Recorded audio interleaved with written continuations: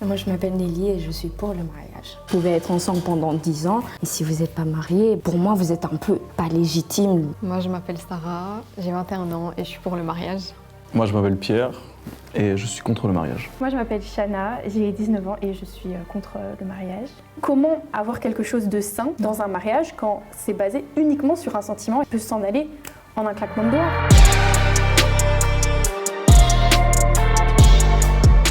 Le mariage est la consécration de l'amour.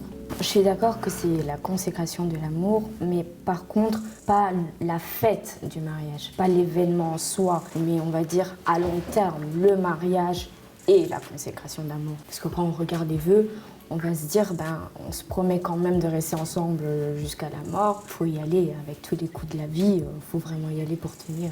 En tout cas. T'y vas ou j'y vais? Commence, je finirai. Ok. Je suis pas d'accord parce que simplement tu dis le fait de se promettre jusqu'à la mort, etc.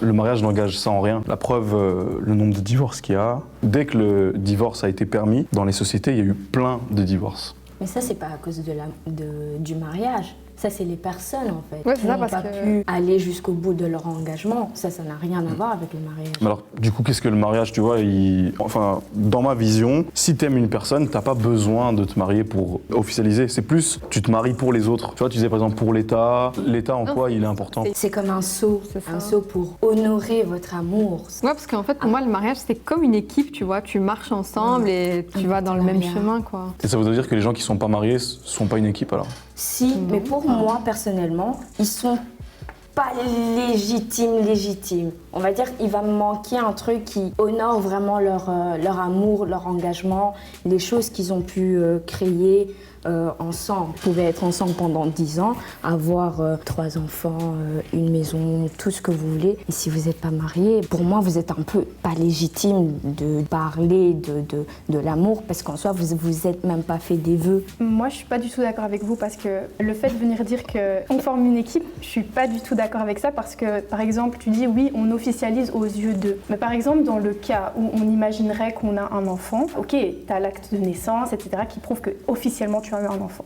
Maintenant, dans les faits, ton enfant, tu l'aimes et tu n'as pas besoin d'aller devant quiconque pour dire que tu aimes une personne. L'amour, c'est un sentiment, tu vois. Et puisque aujourd'hui, le mariage, a pour seul objectif un autoréférentiellement, c'est-à-dire qu'on justifie le mariage que par l'amour. Il n'y a plus rien d'autre. Puisqu'on le voit que de cette manière-là, sous ce biais-là, en fin de compte, on peut douter de sa légitimité comme on pourrait douter de la légitimité de personnes qui ne sont pas mariées. J'ai une question par rapport justement à la légitimité. C'est légitime aux yeux de qui? De quoi? Aux yeux de la société. Déjà, on va dire pour les personnes qui se marient, ils se marient, dans certaines cultures, c'est devant la famille, devant la commune, devant Dieu. On va dire, il y a ces 3 sphères-là qui sont quand même honorées. Je vais prendre la sphère familiale. C'est la fille grandit sous l'autorité de son père. Mais l'acte qui se fait pendant le mariage, c'est le papa accompagne la fille jusqu'au mari. Ça veut dire qu'il y a une délégation d'autorité. Après, autorité, c'est... Il y a une délégation qui se fait. C'est un peu spécial, tu vois, ce truc de délégation. Ouais, je te donne. En gros, c'est quoi? C'est comme, voilà, ton mari devient ton nouveau père. Je trouve le truc un peu... Faut vraiment regarder le côté, je vais pas dire autorité, parce que souvent les personnes ont vraiment déformé cette vision de ce qui est vraiment l'autorité. C'est vraiment une personne à qui tu vas devoir rendre des comptes, mais la personne va aussi devoir te rendre des comptes. Et t'as l'impression que c'est le mariage qui donne, cette légitimité justement de pouvoir demander à ce que tu fais Oui, parce que là, tu dois un peu. Vous vous êtes dit les vœux devant tout le monde, tu as honoré la personne, tu l'as quand même un peu arraché de la famille en disant, voilà, maintenant, on va vivre ensemble, on va fonder un foyer à 2. Du coup, oui, le mariage fait ça. Je comprends ce que tu veux dire, mais je trouve que c'est quand même une vision assez archaïque et plus trop d'actualité. En vrai de vrai, aujourd'hui, on est plutôt une personne individuelle. Je trouve que cette idée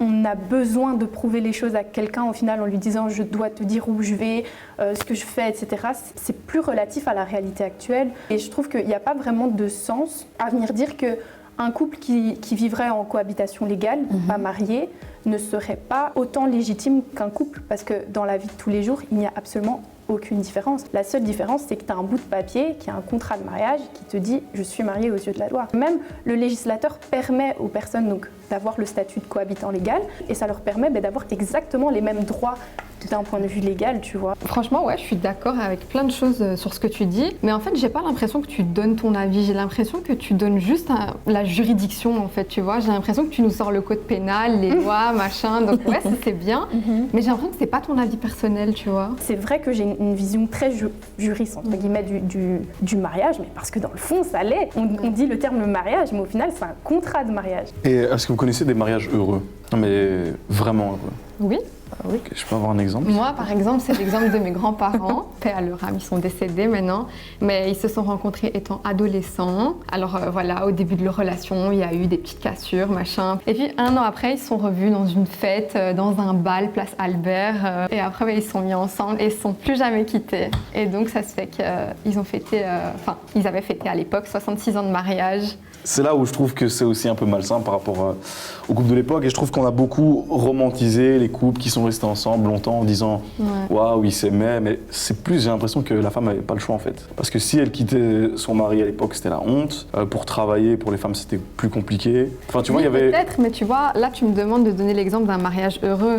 Toi, tu me parles de celles qui n'ont pas eu le choix. Ici, ma grand-mère, elle l'a choisi. Bien, oui, bien sûr, dans tous les couples, il y a des hauts, il y a des bas. Mais ça, je veux dire, c'est la vie, que tu sois marié ou pas. Et j'ai plutôt l'impression que c'est les hommes, la mentalité des hommes et des femmes qui ont rendu les mariages négatifs, on va dire. Justement, moi j'ai une petite question à te poser pour un peu mieux comprendre ton point de vue. Vas-y. Tu dis que les hommes ont changé la vision du mariage. Mais moi je pense que oui, on a changé la vision du mariage, mais en même temps, tu disais tout à l'heure que le mariage c'est l'amour.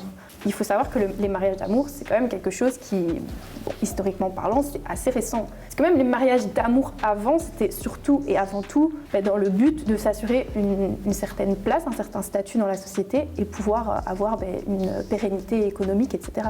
Quand je dis les hommes ont changé la vision du mariage ou ce que ça doit vraiment être, c'est par exemple quand tu as une famille qui veut absolument qu'une fille se marie parce que pour elle, elle a fait quelque chose de sa vie. Leur vision du mariage est un peu faussée. Ça n'a rien à voir avec le mariage en soi. C'est souvent comme ça chez les Africains.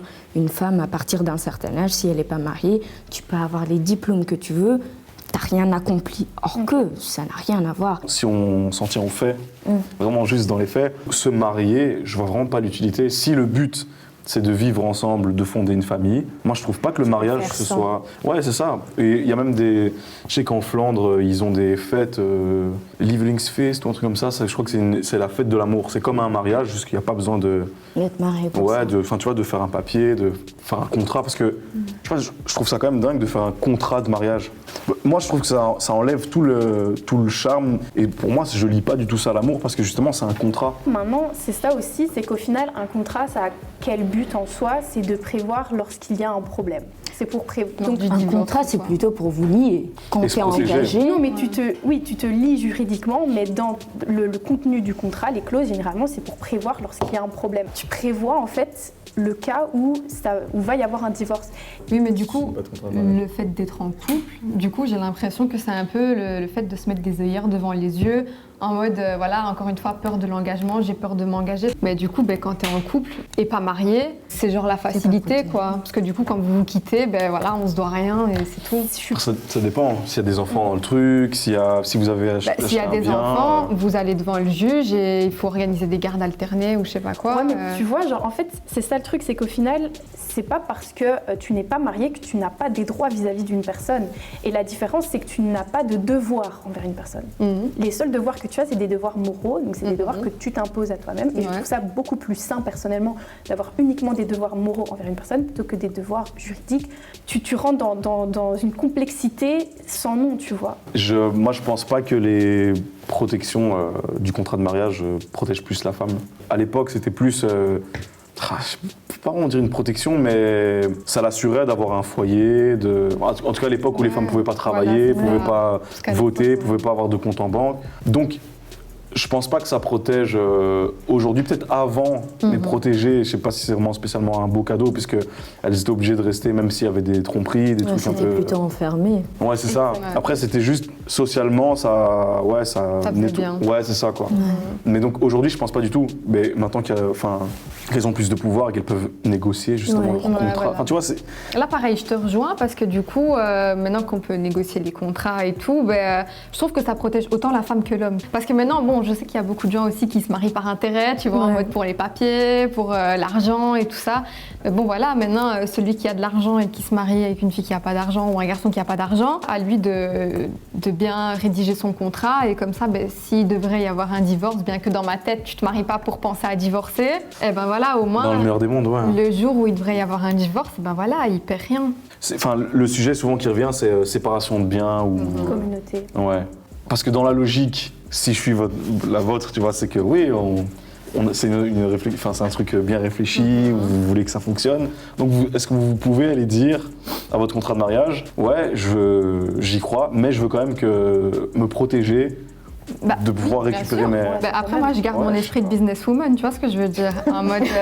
Non, mais c'est vrai, voilà. Moi, par exemple, ma grand-mère, elle a acheté un appartement à ma mère qui va me revenir le jour où ma mère va mourir, parce que je suis enfant unique. Ça, c'est clair que ce qui est à moi est à moi. Bien que je rencontre quelqu'un, on s'aime, machin et tout, oui, je suis pour le fait qu'on achète une maison ensemble, qu'on fasse moitié-moitié, mais l'appartement, il est à moi, tu vois. Donc, je comprends ce que tu veux dire, mais donc si on suit cette optique finalement de vouloir tout partager avec son partenaire, c'est un peu bizarre de dire non, mais ça m'appartient en tant que moi, personne individuellement, alors que tu veux partager aussi un foyer. Après, moi, c'est vrai que si je devais me marier, je choisirais la même chose que toi, la séparation judiciaire des biens. Après, je pense que dans l'absolu, c'est un peu contradictoire de vouloir tout partager avec une personne. Et par contre, de vouloir sur certaines choses ne pas vouloir, tu vois.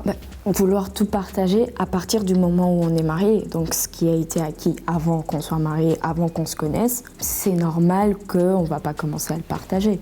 Moi, j'ai ce discours-là parce que de base, je me disais aussi, logique, je vais me marier, je vais avoir des enfants. Et c'est en cours que j'ai appris que l'origine du contrat, enfin une des origines en tout cas du contrat de mariage au Moyen-Âge, c'est les familles riches qui faisaient des échanges pour gonfler leur patrimoine.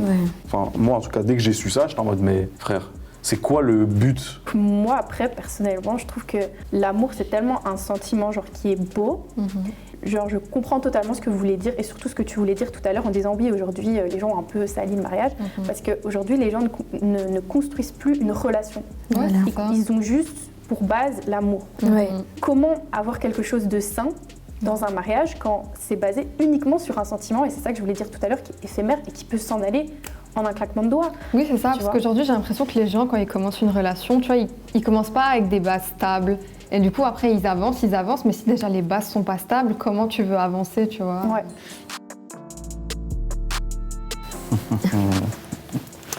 Le mariage ne garantit ni la fidélité, ni la réussite d'un couple. Je suis d'accord que le mariage ne garantit ni la fidélité, et ni la réussite, c'est sûr.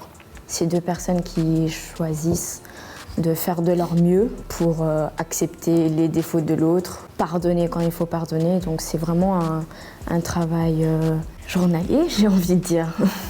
Moi, je trouve que le vrai lien qui permet de prouver un amour véritable, c'est un enfant parce que au final, il n'y a rien qui découle de plus que de l'amour. Ces deux personnes qui, ensemble, se sont dit là, on va se lier et là, il n'y a pas de divorce qui tient. Alors oui, il y a des pères qui disparaissent, etc. Il y a des trucs un petit peu plus tristes, mais dans le fond, c'est décider qu'un nouvel être va exister. C'est ça, pour moi, le vrai point final d'une relation, en fait. Enfin, même le point d'ancrage, plutôt, parce que c'est le début.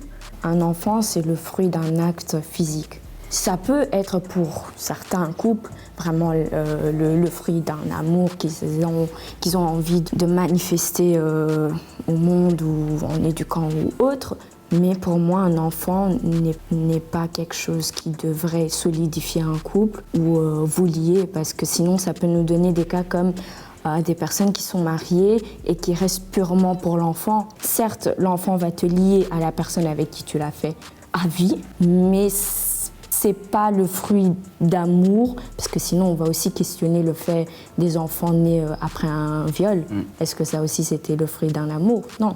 Là, pour moi, tu vois, allez, comment dire, tu mélanges un petit peu de choses parce que oui, effectivement, il y a des gens qui peuvent tomber enceintes à la suite d'un viol, mais ça concrétise juste son viol. Mais une personne qui a un enfant avec une personne avec qui elle vit, ça concrétise son amour, tu vois, ça concrétise deux choses qui sont pas du tout similaires et qui... Bah non, ça concrétise pas l'amour.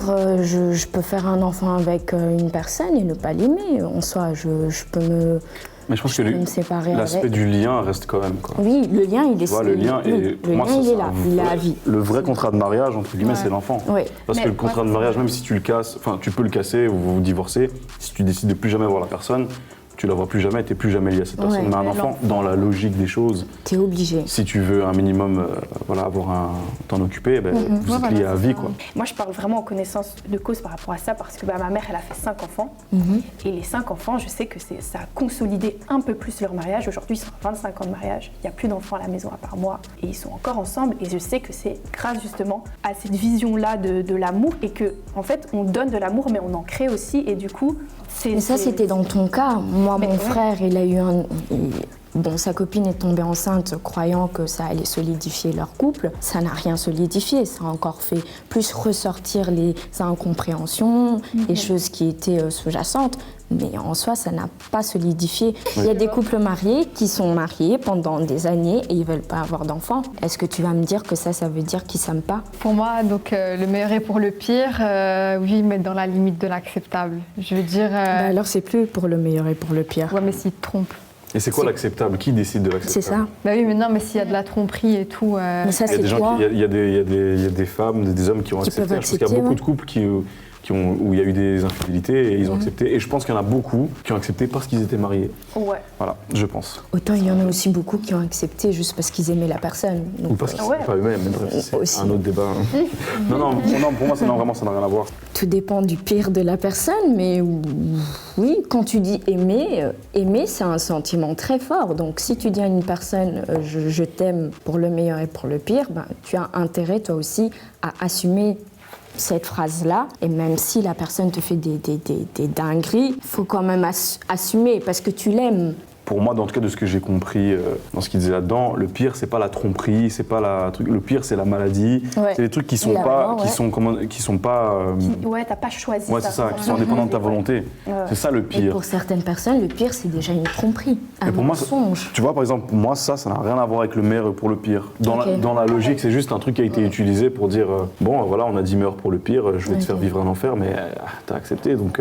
Enfin, t'as accepté, c'est un peu limite, quoi. J'ai pas accepté de me faire tromper. J'ai pas choisi, tu vois. Le contrat ici.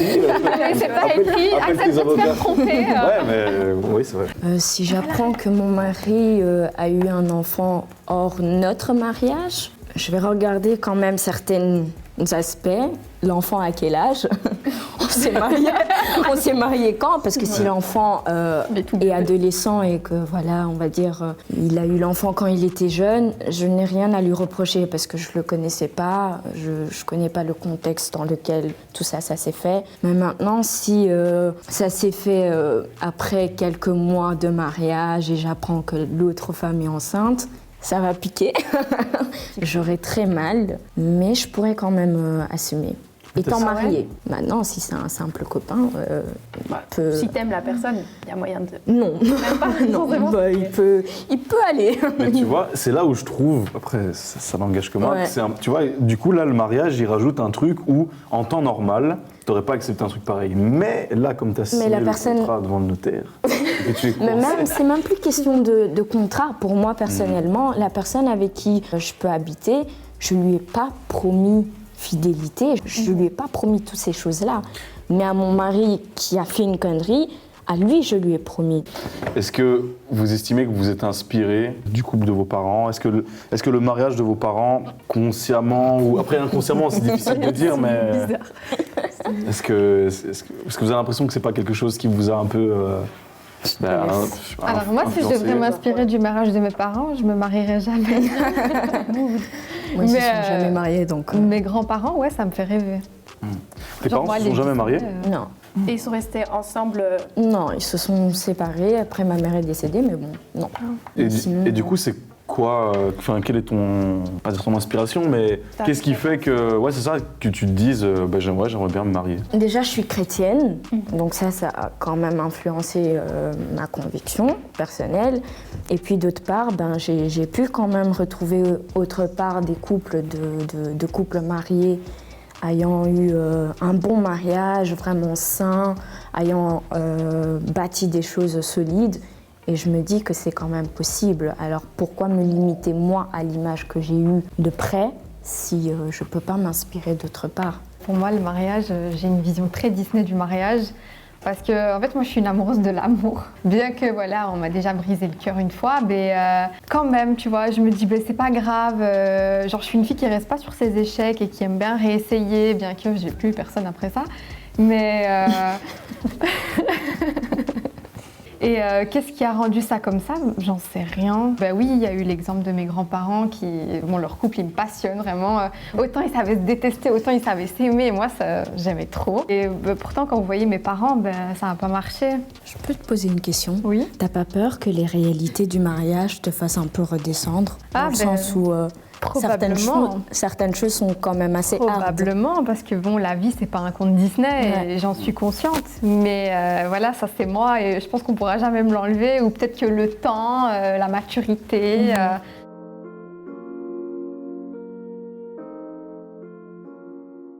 Il me semble qu'on est d'accord, vous me dites si je me trompe, que l'amour c'est beau. Non mais faut pas aller moins. C'est que l'amour c'est beau. Oui, voilà que le fait de se marier, c'est pas juste signer un papier, ça te protège pas des trucs, c'est plus la dynamique, comme on parlait de ce que tu vas créer, des émotions que tu vas alimenter. Je dis ça, mais il est possible que je me marie un jour. Hein. Si ça fait vraiment plaisir à ma femme, je pourrais le faire, quoi. Le mariage religieux, ouais. Mais on va négocier le contrat et j'adore négocier, donc voilà.